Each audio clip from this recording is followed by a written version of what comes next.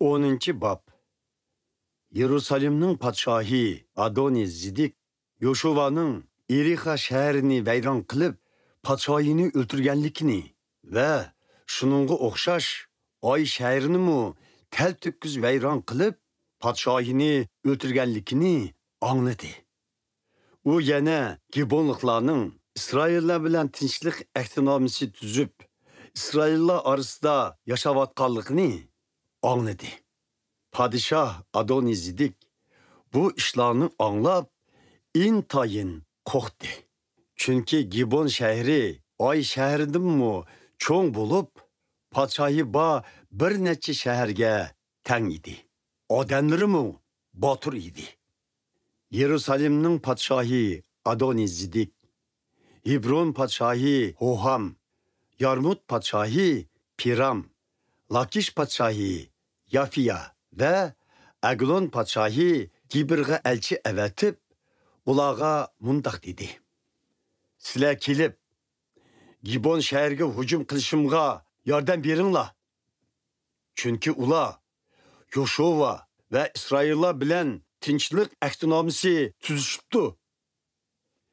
Shuning bilan Amorlarning 5 podshohi, Yerusalim podshohi, Hebron podshohi, Yarmut podshohi, Lakish podshohi ve Aglon podshohi birlashib, qo'shinlarini elib Gibonga atlandi. Ular Gibonni qorshab hujum qildi. Gibonliklar Gilgaldagi Yoshuvaning qarorgohiga jiddiy odam avatib, Yoshuvadan tog'liq rayonlardagi Amorlarning podshohlari birlashib bizga hujum qildi. Tezlikda kelib bizga yordam beringlar. Bizni qutqizinglar. Biz qullaringizni tashlab qo'ymanglar, deb o'tinib so'rashdi. Yoshuva eng chapdas boturlarni o'z ichiga olgan barliq qo'shinni boshlab, Gilgaldan qo'zg'alib, Gibonga qarab yo'lga chiqdi. Bu chaqda Parvardigor Yoshuvaga ulardan qo'rqma, chunki men ularni sening qo'lingga topshirganman. Ulardan hech kim sana qarshi tura olmaydi, dedi. Yoshuva Gilgaldan chiqib, kechichi to'xtamay yurish qilib, Amorlar qo'shiniga tuyuqsiz hujum qildi. Parvardigor Amorlar qo'shinini patparaqchilikqa tushirib qo'ydi. İsraillar qo'shini Amorlarning ko'p qismini Gibonda qirib tashildi. Hamda dushman qo'shinini Baytxoron shahrigacha qo'g'lab, yo'l bo'yi qirib minib, Azeka shahri va Makkeda shahriga borgucha yana bir qismini qirib tashildi. Amorlarning qolgan qo'shini Baytxoron shahriga yaqin bo'lgan Davonga qechib, Azeka shahriga borgucha Parvardigor yo'l bo'yi osmondan shiddatli mo'ldir yog'dirib, ularning yana bir qismini yo'qotdi. Shiddatli mo'ldirda o'lganlar İsraillarning qilichida o'lganlardanmi ko'p bo'ldi. Parvardigor İsraillarga nusrat ato qilib, Amorlarni mag'lub qilgan kuni Yoshuva İsrail xalqining oldida Parvardigorga: Quyosh Gibon osmonida to'xtab tursin, oy Ayalon jilg'isida to'xtab tursin, deb duo qilgan edi. Shuning bilan İsraillar dushmanini mag'lub qilguncha quyosh bilan oy o'z joyida to'xtab turdi. Quyoshning taxminan butun bir kun o'ltirmay, osmonning naq o'tirsida to'xtab turganligi to'g'risidagi bu voqea Yashar degan kitobda tilga ilingan emasmi? Parvardigorning Yoshuvaning duosini ijobat qilib berganligiga o'xshash bundaq ish buningdan burunmi va uningdan keyinmi bo'lib baxmidi. Shu kuni Parvardigor haqiqatan İsraillar uchun jang qilgan edi. Urushdan keyin Yoshuva bilan İsraillarning butun qo'shini o'zlarining Gilgaldagi qarorgohiga qaytishdi. Urushda Amorlarning 5 podshohi qechib ketib, Makedadagi bir o'nkirga yo'shinib olgan edi.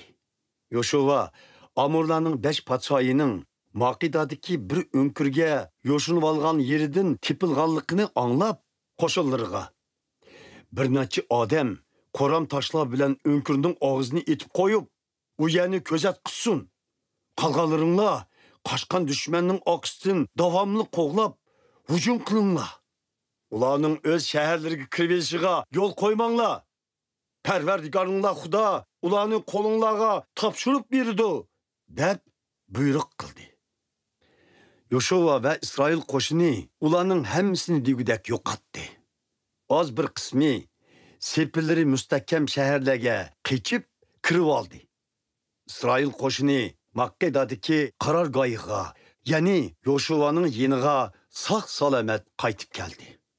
Shuningdan e'tiboran hech kim İsraillarga qarshi bir eg'iz gap qilishqimi petin olmadi. Yoshua odamlarga buyurib, önkürning eg'izini ichib 5 podshohni elib kelinglar, dedi. Ular Yerusalim podshohi, Hebron podshohi, Yarmut podshohi, Lakish podshohi ve Eglon podshohini elib keldi.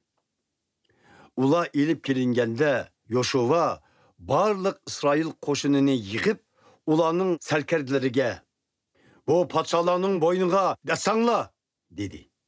Sarkardalar uning deginidek qilishdi.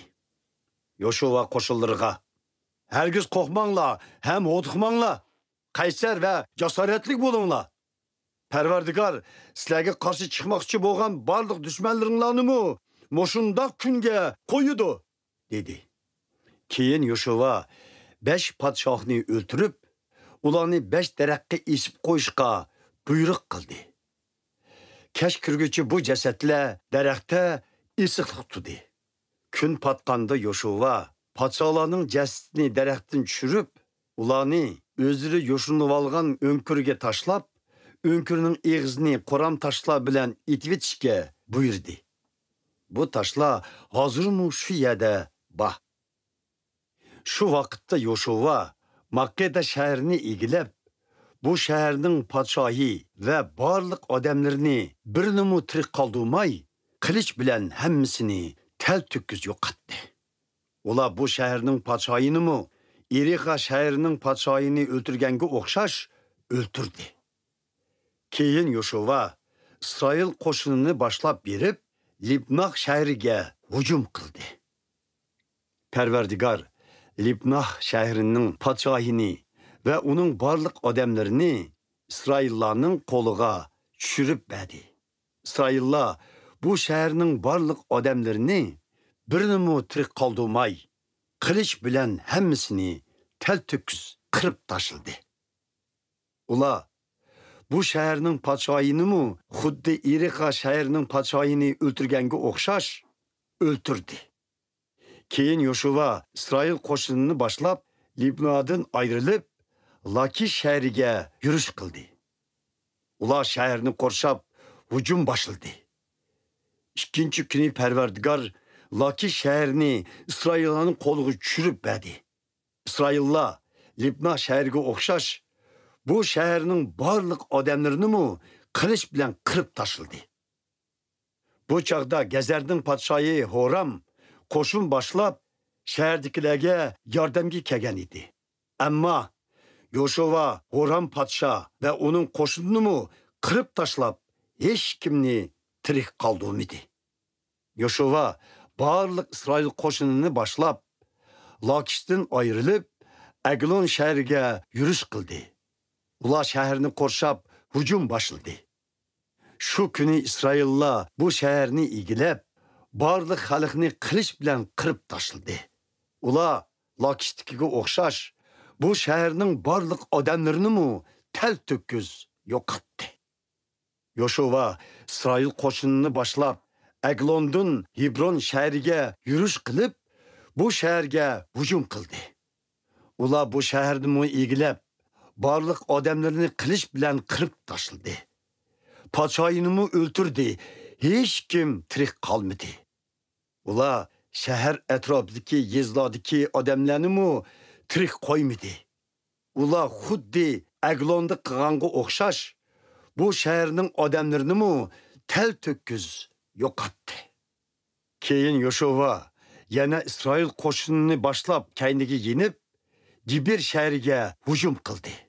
İsraillar bu shaharni egilab, uning podshoyini tutib, bu shaharning atrofidagi yezlarni qo'shib egildi. Ular podshoni va barliq odamlarini qilich bilan kaltakuz qirib tashlab, hech kimni tirik qoldirmadi. Ular Hebron, Libnah va ularning podsholarini qanday qilgan bo'lsa, Dibirni xuddi shuningga o'xshash qildi. Shunda qilib Yoshua janubdagi barliq zaminni, ya'ni tog'liq rayonlarni, Negab cho'lligini, g'arbiy idriqlarni va tog' bog'larini o'z ichiga olgan barliq zaminlarning podsholarini xalqi bilan qo'shib bo'ysundirdi. Bular Parvardigor o'zlari e'tiqod qilib kelgan Xudoning buyrug'i bo'yicha bu zaminlardagi barliq xalqni taltakuz qirib tashlab, hech kimni tirik qoldirmadi.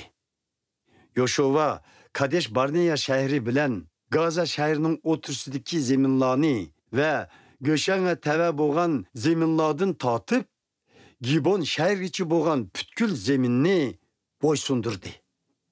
Yoshua bu bir qitimliq yurishida u yerlardagi podsholarni bo'ysundirib, barliq zaminni egildi.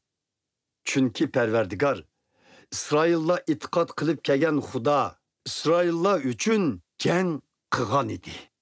Urushdan keyin Yoshua barliq İsrail qo'shini bilan o'zlarining Gigaldagi qarorgohiga qaytishdi.